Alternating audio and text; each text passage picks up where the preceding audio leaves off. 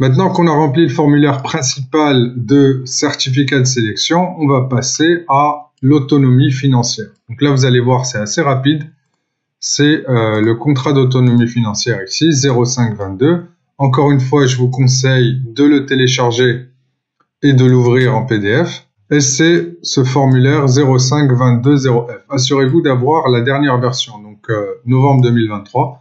Ici, vous devez remplir vos informations d'identité. Donc, c'est requérant principal, le sexe, le nom de famille à la naissance, le prénom, nom de famille après mariage s'il y a lieu, la date de naissance et un autre nom si vous avez qui est officiel.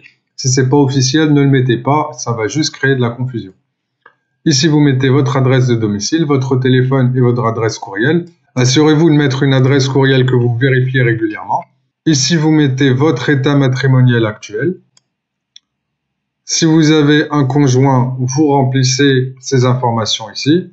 Si vous avez des enfants à charge, vous les mettez ici. Attention, ici c'est important, si vous avez plus de 3 enfants qui vous accompagnent, faites une photocopie de cette page et joignez-la au formulaire. Si c'est le cas, votre formulaire il fera 5 pages au lieu de 4. Donc là, vous remplissez les informations par rapport à vos enfants. Vous signez ici, vous mettez votre ville, le pays, le territoire, la date avec l'année, le mois et le jour, et la signature du requérant principal qui dit que vous avez l'autonomie financière qu'il faut pour subvenir aux besoins de votre famille, soit la somme de X $ canadiens.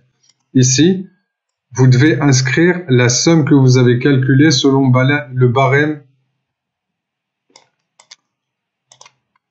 qui s'applique à la taille de votre famille. Et pour savoir ce barème-là, on va faire une petite recherche Google. On va écrire contrat d'autonomie financière Québec montant famille. Et vous voyez que le site CDN gouvernement du Québec, il nous donne le barème. Donc là, pour un adulte, il faut au moins 3 770 $, 2 adultes 5 570 et là, avec le nombre d'enfants, et vous avez pour chaque situation le montant qui s'applique. Donc par exemple, pour un adulte et 4 enfants de moins de 18 ans, la somme exigée sera au total 7 023 $. Si je vous conseille toujours de mettre un 500 $ de plus, juste pour vous protéger du risque de taux de change. Ok? Donc voici le barème, je vais vous mettre le lien aussi dans la description, vous en faites pas. Et on revient à notre formulaire.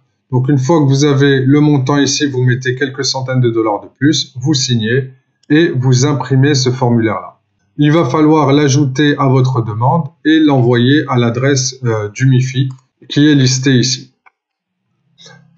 Très bien. Maintenant qu'on a fait l'autonomie financière, on va passer à la checklist qui est le document à soumettre à l'appui et ça va être le formulaire A1520.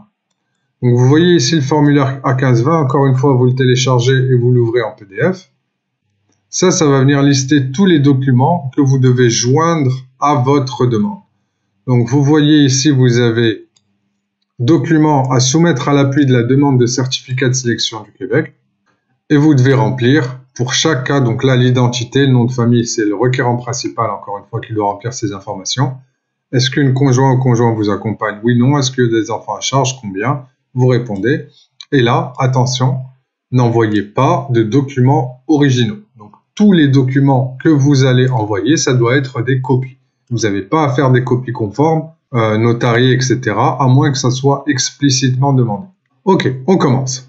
Formulaire, déclaration et permis. Demande de certificat de sélection et annexe. Donc là, c'est le formulaire 0520, c'est celui qu'on a rempli dans la vidéo précédente. Contrat d'autonomie financière, c'est ce qu'on a vu juste avant. Vous venez cocher si ça s'applique à vous. Pour les gens mariés, vous mettez les deux. Si vous êtes un couple, il faut vous assurer que vous avez les deux formulaires, pour vous et pour votre conjoint. Ok ? Mandat de représentation, si ce n'est pas le cas, vous mettez rien. Exercice d'une profession ou d'un métier réglementé. Si cette section ne s'applique pas à vous, vous ne mettez rien non plus. Pour les métiers réglementés, vous faites une recherche Google avec comme mot-clé métier réglementé Québec, MIFI, et ça va vous donner la liste. Et encore une fois, pour le site à choisir, choisissez toujours le site québec.ca parmi les recommandations. C'est le site officiel et ça ne va pas vous donner de fausses informations. Ok? Là, on arrive au pièce justificative à mettre avec votre demande. Donc là, ici, c'est juste la page principale de votre passeport qui donne la photo et les informations d'expiration.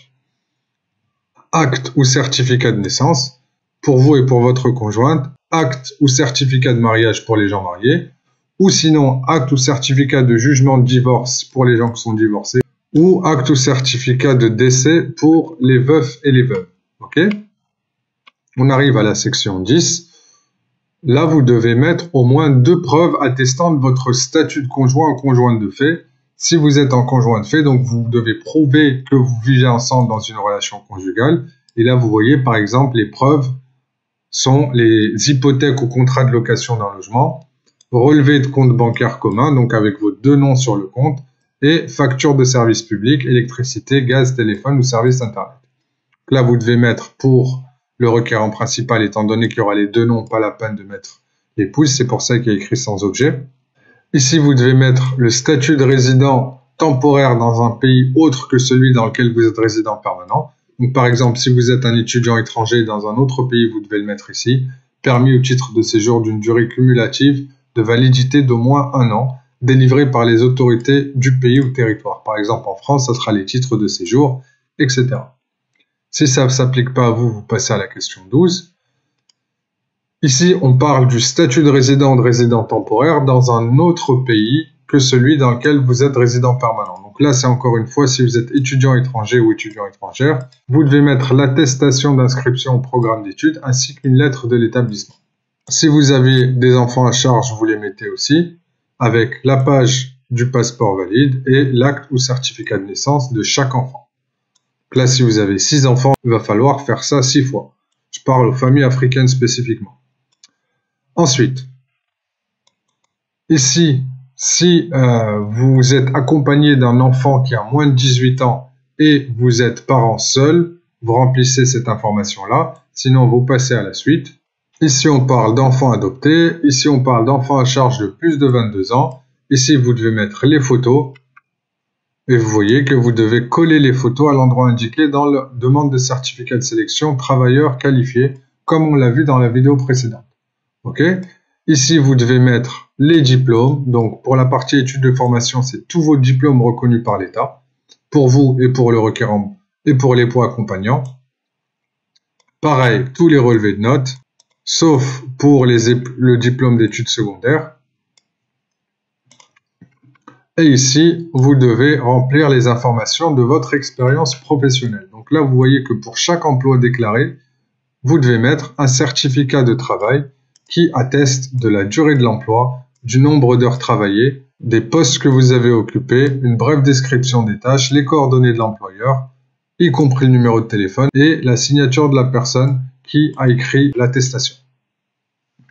Si vous avez effectué des stages dans le cadre de vos études, vous devez remplir ici la déclaration de stage avec les informations qu'il faut, la convention de stage aussi, pour le requérant principal et pour l'époux accompagnant. Si vous êtes un travailleur autonome, vous devrez remplir cette section-là, donc 24 et 25. Et si vous faites un métier réglementé au Québec, vous devez remplir la section 26 à 28. Ok? Ensuite, la section 29, c'est pour les examens de langue. Vous devez mettre l'attestation de résultat de votre examen de langue. Pareil pour l'anglais à la section 30. Les séjours au Québec, si vous en avez fait. Donc, si vous avez été travailleur, vous devez mettre permis de travail, ainsi que l'attestation de travail de votre employeur au Québec. Si vous étiez visiteur, vous devez mettre votre visa et les tampons de votre passeport qui indiquent les entrées et les sorties au Canada. Ok? Si vous avez de la famille au Québec que vous avez déclaré dans le formulaire de demande de sélection, vous devez mettre un certificat de naissance du membre de la famille qui est domicilié au Québec, la carte d'assurance maladie du Québec valide, et le passeport canadien ou la carte de résidence permanente. Et pour finir, vous devez mettre le formulaire de paiement des droits.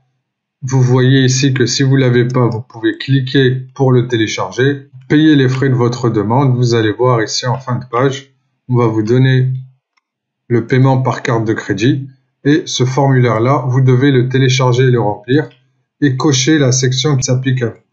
Pour notre cas, ça sera une demande de sélection permanente, travailleur qualifié. Donc on ne touche pas au reste. Ici, vous mettez le nom du requérant principal, l'autorisation, avec le montant que vous avez calculé, les informations de la carte de crédit, soit Visa, Mastercard ou American Express, et la signature avec la date et l'année. Et donc voilà, ce formulaire aussi, vous devrez l'imprimer, le signer et l'ajouter à votre demande. Donc voilà, vous voyez que la liste est extrêmement longue.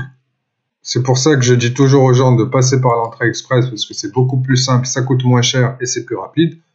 Les gens qui ne sont pas qualifiés pour l'entrée express peuvent toujours faire une demande de sélection permanente du Québec à travers le MiFi. Voilà, j'espère que ça vous aide. Si vous avez des questions, mettez-les en commentaire et n'oubliez pas le petit pouce bleu pour aider la vidéo. Merci, à très bientôt. Ciao, ciao.